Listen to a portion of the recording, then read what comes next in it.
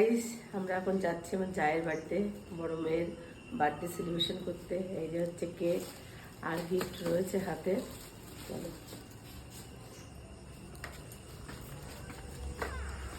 বার্থডেটা দিয়ে দিই বাচ্চাটা। তো আমরা তো কেকটা নিয়ে চলে আসলাম, আর এদিকে এসে কিন্তু টেবিলে সব কিছু রেডি করে নিচ্ছি।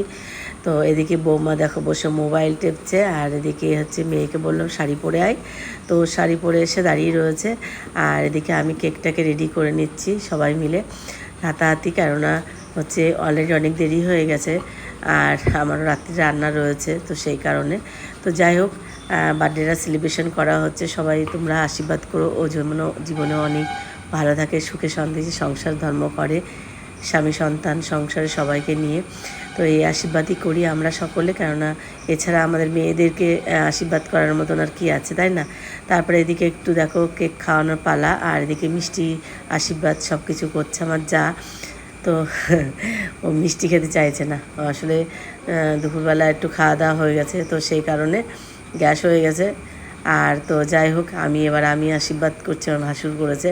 তা দেখো মিষ্টি গালে ছোঁয়াচ্ছে না, তাই তুই যখন খাবি না তাহলে আমিই খেয়ে নিই বলে আমি নিচ্ছি।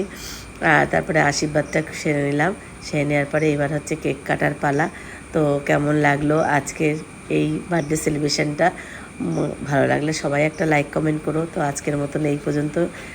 তো আজকের মতন টাটা, শুভরাত্রি, সবাই ভালো থেকো, সুস্থ।